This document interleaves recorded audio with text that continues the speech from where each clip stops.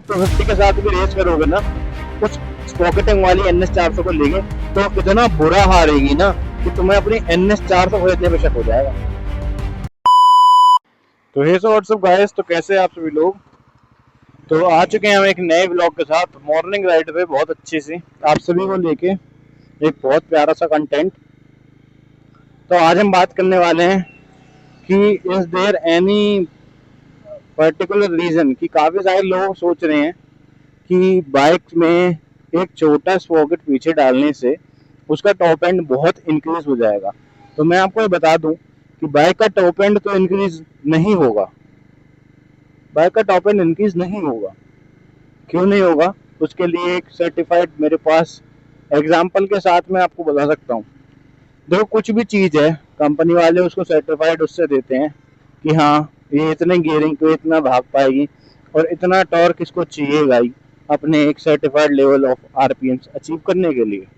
आपने देखा होगा कि बाइक स्ट्रगल करने लगती हैं काफ़ी सारी जो कि गियरिंग कराते हैं, मतलब गियरिंग इन द सेंस हमारी गियरिंग चेंज करते हैं, जो स्टॉक स्पॉकेट से कस्टम स्पॉकेट पे चले जाते हैं। देखो हमारी बाइक कस्टम स्पॉकेट में भी काफ़ी सारी वैरायटी होती है, काफ़ी सारे लोग टॉप एंड की तरफ को ज़्यादा भागते हैं, लेकिन टॉप एंड के लिए आपको सब चीज़ बहुत सारी चीज़ें चेंज करानी पड़ेंगी तभी वो आप टॉप एंड अचीव कर पाओगे।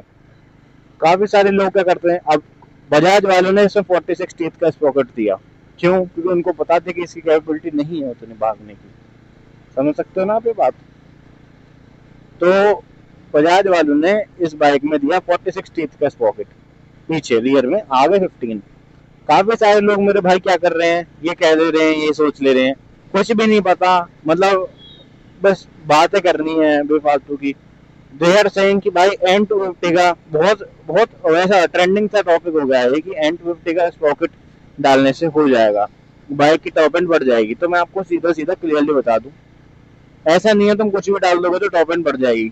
N250 का पहले तुम्हें दो चीज समझा देता हूँ मैं। N250 का अगर तुम डालना चाह रहे हो, तुम्हारे दिमाग में आ रहा है, वो ये है कि N250 का स्पॉकेट इन NS 400Z। पहली बात तो N250 का, अरे भाई देखो मेरे बाबा, N250 का स्पॉकेट जो रहता है ना वो ये है कि फ्रंट स्पॉकेट तुम्हारा स्टॉक रहेगा, बस रियर रियर वाला चेंज हो जाए। क्यों? क्योंकि जो N250 का स्पॉकेट है उसमें फ्रंट वाले जो खांचे का जो मतलब जो बाइक में लगती है ना, जो आगे वाला स्पॉकेट है वो बाइक में लगता है, वो बिल्कुल टोटली अलग है। तुम सोच रहे हो कि बिल्कुल सेम होगा 1545 वाले, नहीं, ऐसा नहीं है। 1540 मतलब 1444 का हिसाब है उसका, शायद से 1444 का है, फिर 1544 का है, आई डोंट रिमेम्बर इट। तो हाँ, पीछे 44 ही है। तो पीछे तो 6 होल वाला ही है जैसे हमारी बाइकों में, लेकिन आगे वाला ऐसा नहीं है। तो सिर्फ आपको चेन मिलेगी जो आपकी बाइक में फिट हो सकती है, चेन और आपका रियर स्पॉकेट। और अगर आपका आगे, क्योंकि ऑब्वियसली बात है बाइक का स्पॉकेट खराब होगा तो तुमको फ्रंट वाला भी चेंज करना चाहिए, क्योंकि फ्रंट वाले का काम जितना ज्यादा है ना, पीछे वाला तो सिर्फ घूम रहा है, आगे वाला ही तो उससे टॉर्क वो दे रहा है। तो आगे वाला अगर कट जाएगा तो पीछे वाला भी तुम्हारा बहुत जल्दी कट जाएगा। तो तुम ये सोच रहे हो कुछ ऐसी रिलायबल चीज हो जाए कि एवरेज भी बढ़ जाए, टॉप एंड भी वो हो जाए, टॉप एंड भी बढ़ जाए और पैसा भी खर्च ना हो, तो भाई ऐसा नहीं होगा। अगर तुम ये चाहते हो कि तुम्हारी बाइक का सही में टॉप एंड इंक्रीज हो, तो तुमको फिर क्या क्या चीजें करनी पड़ेंगी मैं बता देता हूँ। अगर तुम एक कस्टम छोटा स्पॉकेट लगा देते हो तो तुम्हें सबसे पहले अपनी फ्यूलिंग बढ़ानी पड़ेगी और एग्जॉस्ट लगाना पड़ेगा, एयर फिल्टर लगाना पड़ेगा। क्यों? क्योंकि एग्जॉस्ट और एयर फिल्टर लगाओगे तो ही वो RPM अचीव कर पाएगी, वरना मैं बता रहा हूँ, तुम करके देख लो, मुझे तो कोई दिक्कत नहीं, करके देख लो भाई। And all of sudden you will notice कि आपकी बाइक 6th गियर में उसके मैक्सिमम RPM टच नहीं कर रही है। ये मैं बता रहा हूँ, लिख के दे सकता हूँ मैं आपको, ये चीज कर लो और उसके बाद मुझसे क्या कहने आओगे तब भी कि भाई हमारी बाइक के RPM तो टच ही नहीं हुए, व्हाट इज दिस। हमने तो सोचा था कि भाई गियरिंग करने से हो जाएगा, पर ऐसा नहीं होता मेरे भाई, ऐसा नहीं होता। गियरिंग गियरिंग भी एक वो होती है कि कैसे करनी है।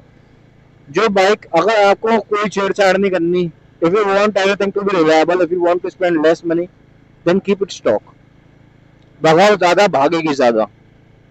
समझ रहे हो ना बात को? भगाओ ज्यादा, भागेगी ज्यादा। अगर तुम ये सोच रहे हो कि बाइक ऐसी कर लूं कि भाई लिटरली कोई वो नहीं होने वाला उसका, फिर तोड़ ही नहीं होगा, स्पॉकेटिंग कर देता हूँ, भाई पिकअप इतना ड्रॉप आउट हो जाएगा ना। 44 टीथ के स्पॉकेट में सब तुम फर्स्ट सेकंड थर्ड गियर में लिमिटर मार के दिखा देते हो, अरे भाई कितनी भाग रही, कितनी भाग रही, कितनी भाग रही। ऐसा नहीं होता।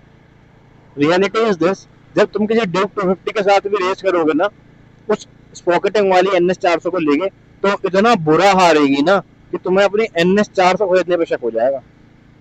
लिख के दे रहा हूँ मैं, क्योंकि ड्यूक 250 का जो है वो 1545 का है और तुम किस पे चले हुए 1544। ऊपर से डजंट मैटर कि तुम्हारी बाइक कितनी ही वो है, तुम्हें पता ही है ये बाइकें कैसी हैं, है ना। NS400G की बाइक होती है ड्यूक की बात, ये पिकअप लेती हैं, अच्छा पिकअप लेती हैं, लेकिन इनिशियल में ड्यूक 250 पीछे कर देंगे इसको अगर वो स्टॉक आए और ये 44 टीथ लगा के ले जाऊं मैं 100%। वो 1% मतलब 2-3 50-50 मान लो कि 60, मैं कहूँगा 70-30% चांस होगा, 30% इसके जीतने का होगा। क्योंकि इसके हॉर्स पावर ज्यादा है और ज्यादा बड़ी सीसी की बाइक है। लेकिन तुम्हें पता है KTM का इनिशियल कितना ज्यादा पंची है, और अगर तुम ड्यूक से करोगे ना 1544 लगा के तो इतनी गंदी थू होएगी ना। एक बार को 250 से चलो तुम जीत भी जाओ, चलो मैंने मान लिया कि तुम 250 से जीत गए, अरे भाई ड्रैगमा रॉन्ग प्रूफ हो गया, तो 390 से करके देख लेना, रियलिटी फेस कर जाओगे भाई तुम। मैं बताऊं, तुम जनरली अगर भगाओगे भी तो इतना नहीं भगाने वाले, इकले ही अगर तुम इकले राइड करते हो, अगर तुम्हें इस चीज से दिक्कत नहीं कि तुम्हारा पिकअप ड्रॉप हो रहा है, इस चीज से दिक्कत नहीं है तुम्हारी बाइक कभी छठे गियर में पूरे मैक्सिमम आरपीएम नहीं हिट कर पाएगी, इस चीज से दिक्कत नहीं है कि तुम्हारे बाइक का फ्रंट स्पॉकेट कभी चेंज नहीं होने वाला अगर तुम 40-40 पे जा रहे हो, और इस चीज से तुम्हें दिक्कत नहीं है कि तुम्हारी बाइक में वो जो इनिशियल पंच था वेली वेली मारने के लिए वो भी डाउन हो रहा है ना।